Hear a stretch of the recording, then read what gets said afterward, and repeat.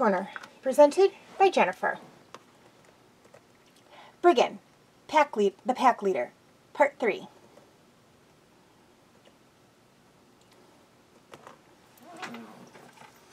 The next morning, after their goodbyes, Caitlin and Tara left the hut and the valley behind and set off on another hard day's hike. This one was mostly uphill, taking them to the edge of the granite hill. The terrain grew tougher and the trees began to thin out. While Adele had not been able to tell Caitlin exactly where Briggan would be, Malin had given her very specific directions. The great wolf made the highest hill his base, though there was no guarantee he would be there at any given time. Malin had also handed the girl a small pouch, packed to the brim with sharp-smelling rosemary. "It's for the memory," the old woman said, rubbing some of the leaves between her fingers to release the pungent smell.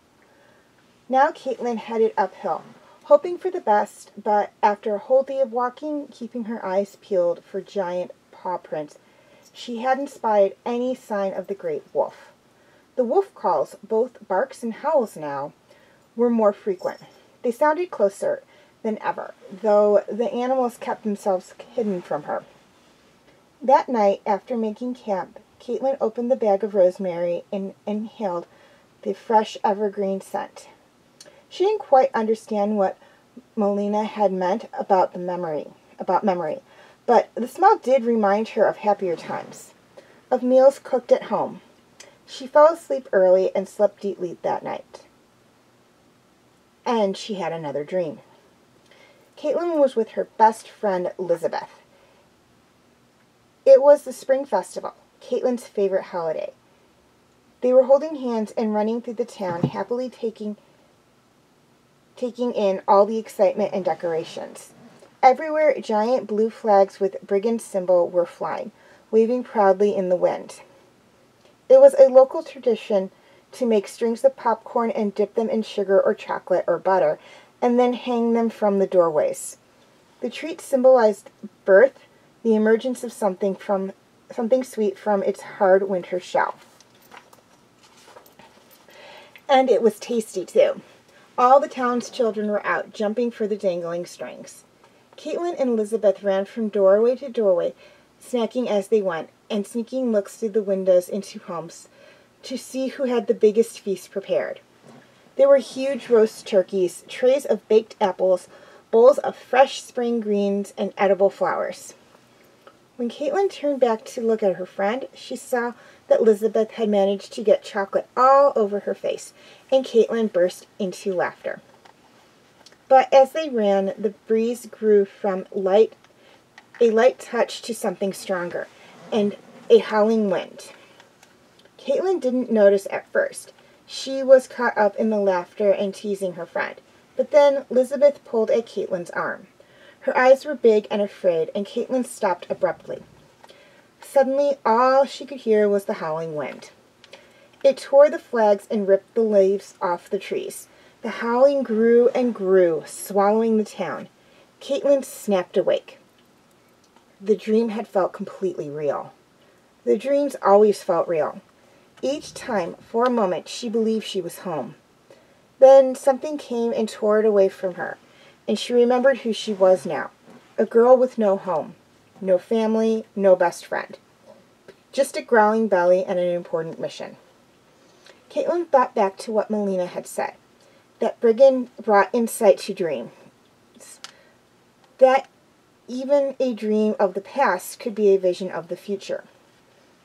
Great! Did this mean her future was as destructive as her past? She sat up and stuck her head outside her tent, and took in the total destruction that had come to her campsite while she slept. Caitlin gasped aloud. It had been utterly ransacked. The bags she had left on the ground had been torn open, their contents scattered around the clearing in shreds. Her food bags, which she'd hung carefully from the top branches as always, were ripped open. Most of the food was gone, though she could see some scraps on the ground covered in dirt. Animal prints wove through the destruction. She glanced down at her tattoo. Of course Taro had been in his passive state just when she could have used his watchful eye on her campsite. It dawned on Caitlin that she herself was unharmed. Her tent was untouched. So was the circle of dirt about 3 feet in diameter all around it. There was something deliberate about the damage. This was not just some hungry raccoon. She leapt into a crouch and scanned the edges of the clearing. There in the shadows she could see the dark outlining of an animal. A wolf. The creature's hackles were raised. It let out a low growl that sent vibrations through her bones. "Hey!" she shouted, leaping towards it, not pausing to think about what she was doing. Like a flash, it turned and bounded away through the woods. It was gone, and so were all of her supplies. The only thing left behind was the message. A clear warning from the wolves. From Briggan himself. Stay away. But that was not a message Caitlin could afford to heed.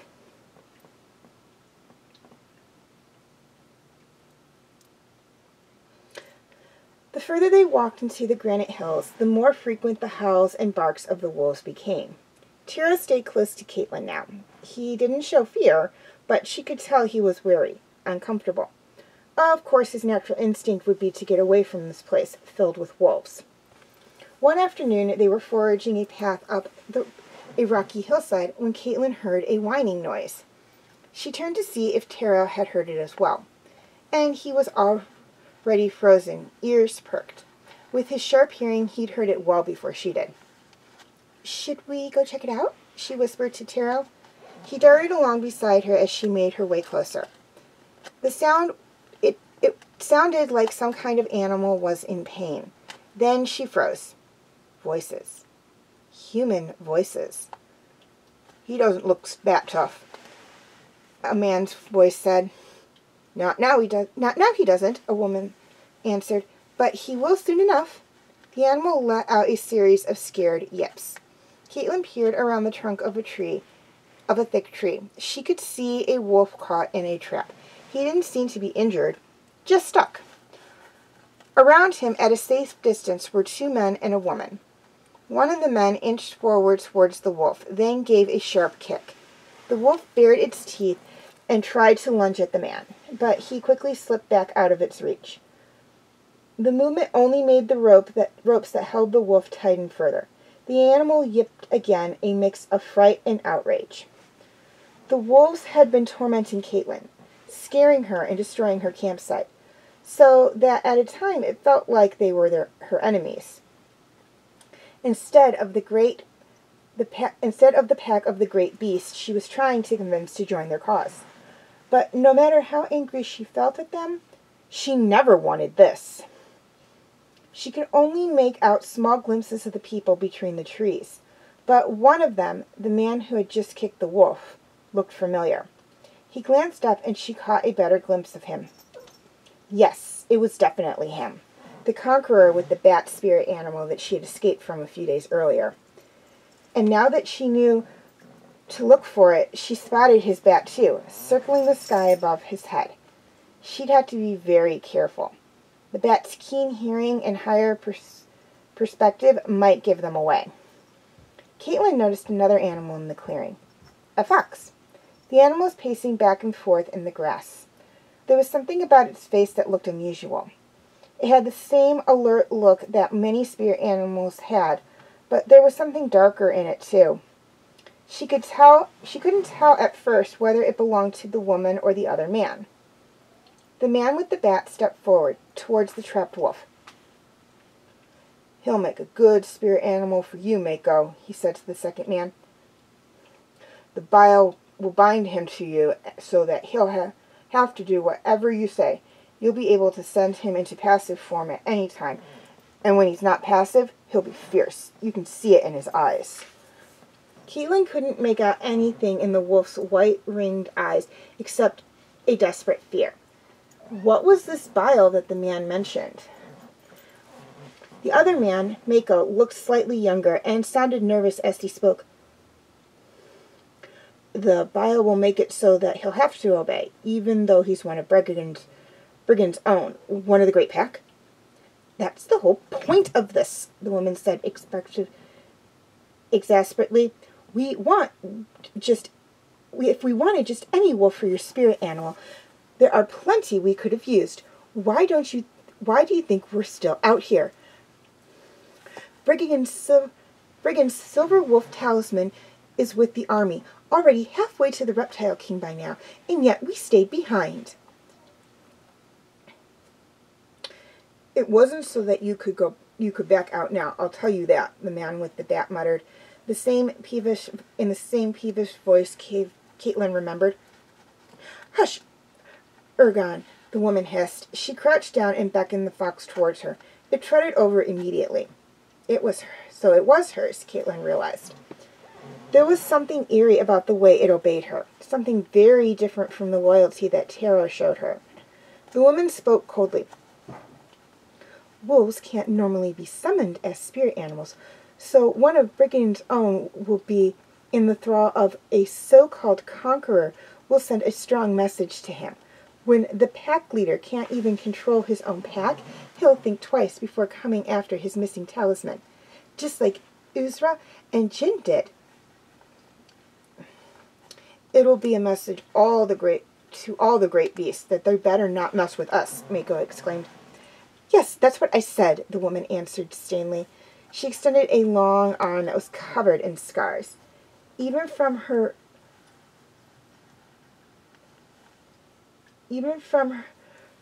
removed, Caitlin could see the raised pink marks all over the woman's skin. She clearly had been in more than her fair share of fights. With a brief flash of light, the fox leapt up, becoming a red ring around the woman's upper arm. Caitlin's mind was racing. The Reptile King was the man that she and the rest of their marked resistance called the Devourer. He was leading the conquerors. He was the leader of the conquerors, the one who had led his army through Zong, through Nilo, and up into the edges of Yura. He was the one who gave the order to have her village sacked and burned. And the curious thing about the Devourer's army was that all of them had spirit animals. No one Caitlin had spoken to knew how this was possible. Their resistance was small and was a small scattered group because so few people could ever summon a spirit animal, and not all of those could be convinced to rise up against the conquerors. So how had the Reptile King, from the relatively small continent of Steril, called forth a whole massive army of the marked? Did the Bile have something to do with this? Caitlin looked with renewed attention at the group huddled around the wolf.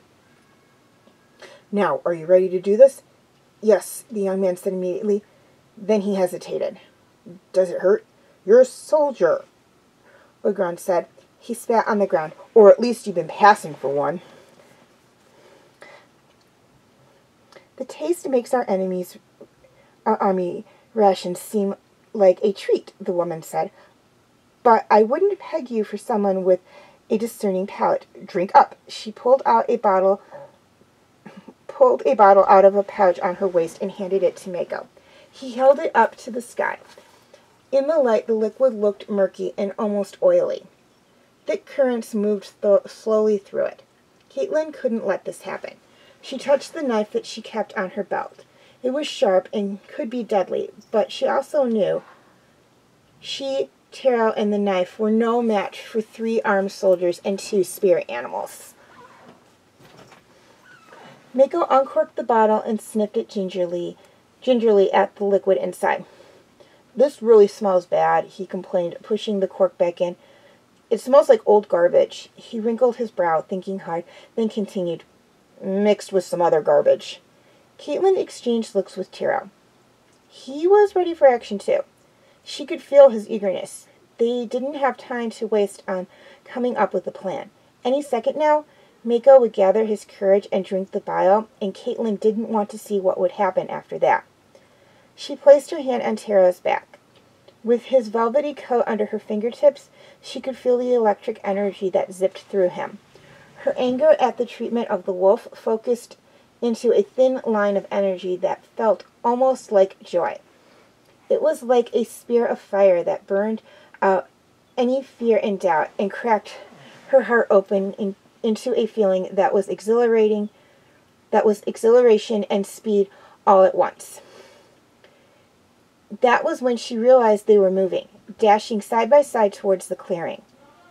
Taro headed straight towards Mako. With her senses clear and keen, Caitlin could make out a split-second decision about her own plan of attack, while noticing that the little mink was leaping, claws outstretched at the bottle Mako had held in his hands. Just as Taro made contact with the bottle of bile, sending it flying out of Mako's hands and spinning away onto the ground, Caitlin went into a slide aiming right at the legs of the scarred woman. Caitlin took her right off her feet, and the woman came toppling down with a hard thud. Luckily, her fox was still in the passive state for the moment, and she was flustered enough not to be able to call him up right away.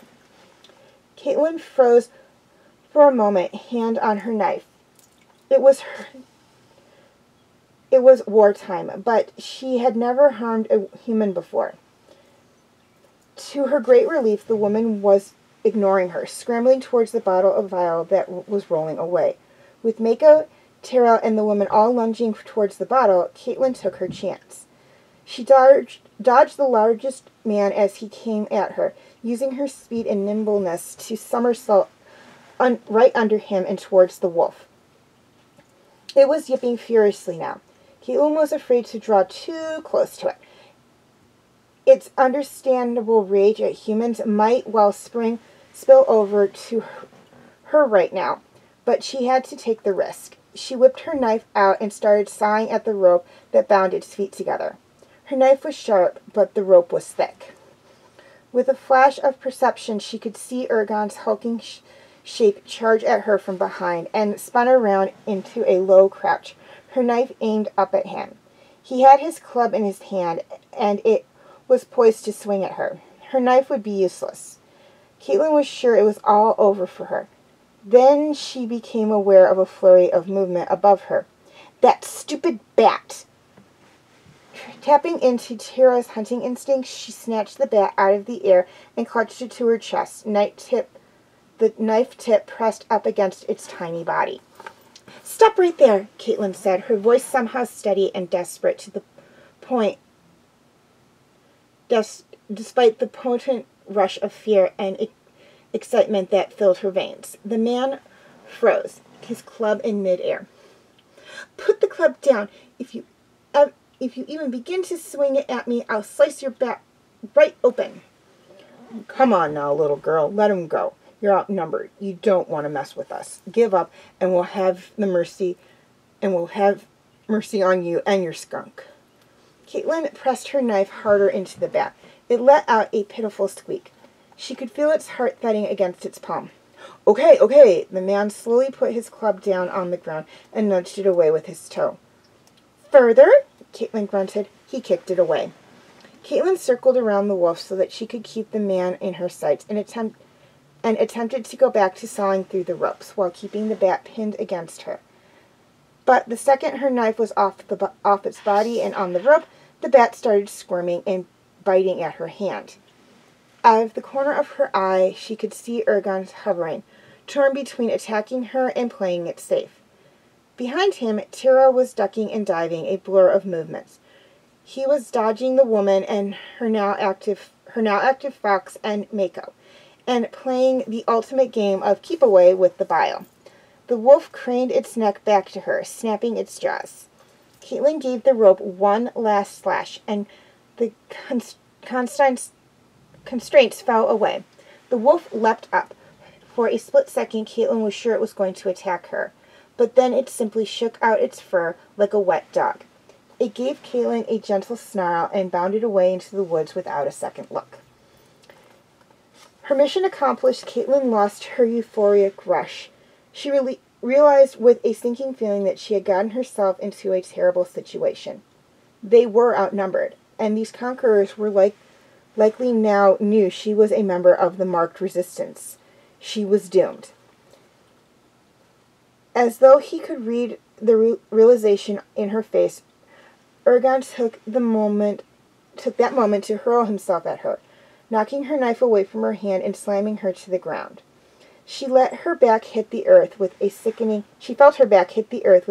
crack, and the fingers of pain wrapped themselves around her. She looked frantically for Taro, craning her neck around Ergo's heavy bulk. Now that the wolf was gone, Taro had stopped trying to keep the bile out of the conqueror's grasp, but he was in grave trouble himself.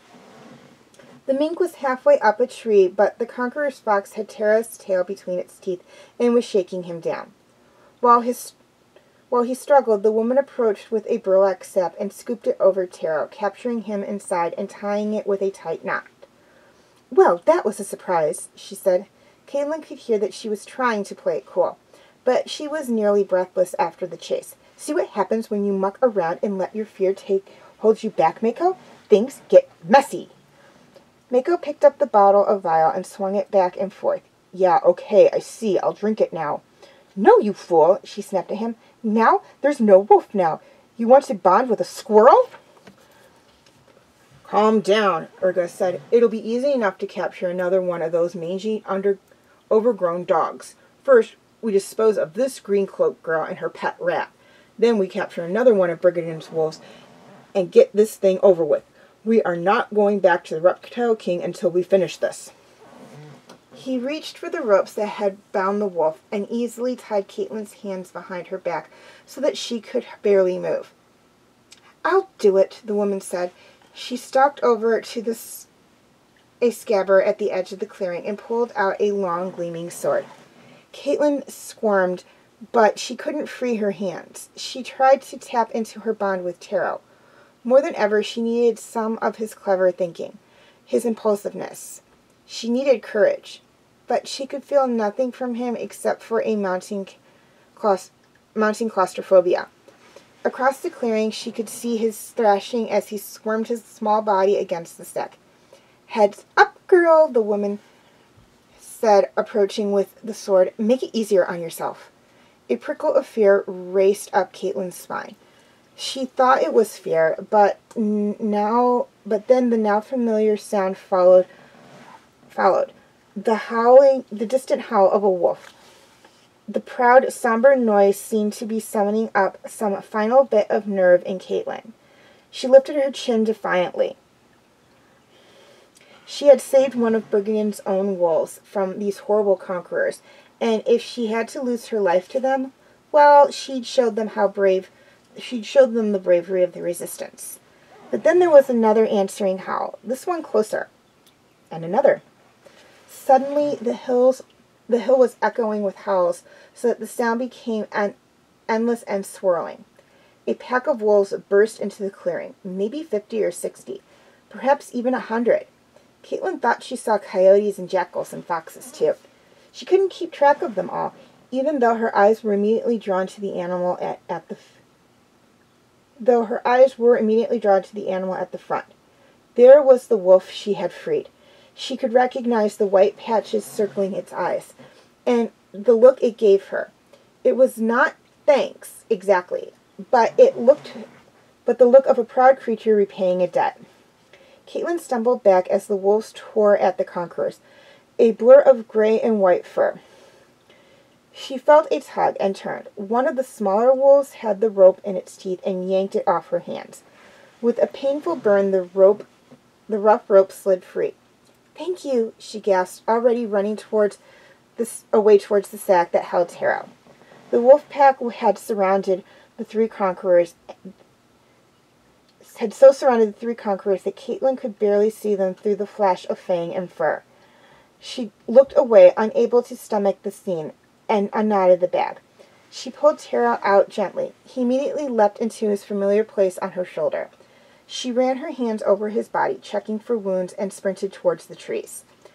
There, as massive and unmoving as a granite wall, was a huge wolf. He stood nearly as high as a house and was looking down at her with eyes the color of sapphire. "Briggan, normally," he said in a voice that rumbled like a rock rolling down a hill, "normally I would not allow a person to get this close to me." For once, Tara was holding completely still. He was plastered low on her shoulder and staring up at the great beast in awe.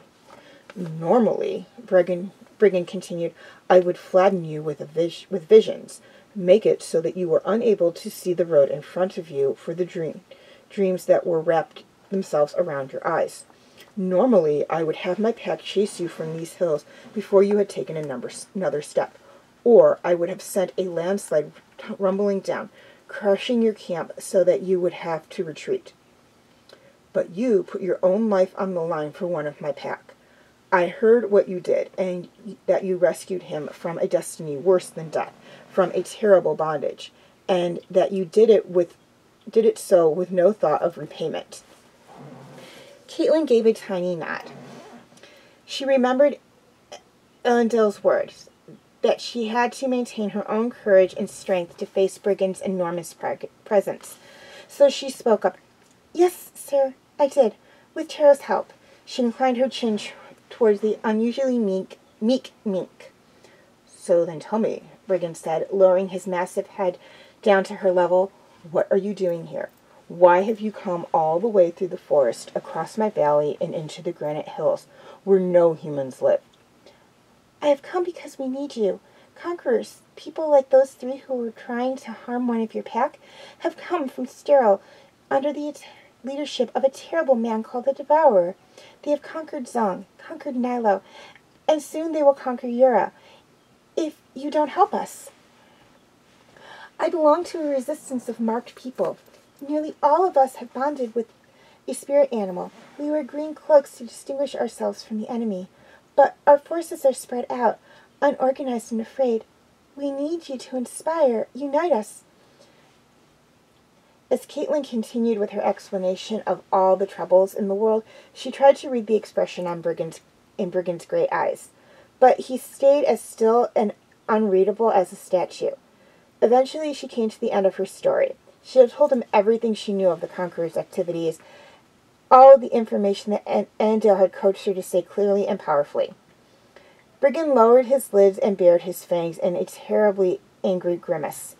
It took all the courage Caitlin had to stay standing in front of him when she wanted to turn and run. As she summoned it up, she could feel it. It was her own courage she was pulling on, not just Tara's. Her own pride and defiance, her own burning wish for justice. In just the face of the great wolf's sharp smile, each tooth like a spear, she stood tall. "Thank you for seeking me out, Marked One," he said, his voice a low rumble. "These conquerors were not the first. Many of them passed through here recently. They stole something precious to me and escaped with it before I could hunt them all down. Only these three were foolish enough to stay. But I have one more question for you." "Anything," Caitlin asked. Why you? Why are you here? Do you care so much about the fate of the world, of politics and the great beasts, and wars that play themselves out in distant stages?" She shook her head. Briggan, sir," she stuttered. "There is nothing distant about it." "Tell me, what kind of things have you seen in your mind since coming to my lands?" he asked her, in a voice more gentle than any she had yet heard. "My dreams are haunted by the same memories as always," Caitlin answered. "I see my village burn again and again. I see my family." She couldn't bring herself to say any more. "You know, don't you, that I bring visions. I can help people catch glimpses of their past, of a possible path. Of course, we always have the power to make change. I trust that you have seen clearly. If we allow the conquerors to continue, there will only be more of what you have seen. More war, more burning." She inhaled sharply. We, he said, his hackles raised. "I will help your marked resistance in your ragged cloaks. I will form them into an army, the Green Cloaks." Briggan arched his neck back and let out a howl, a sound as big and powerful as an ocean. All around the mountain, echoing howls answered back. Briggan's pack, responding to his call.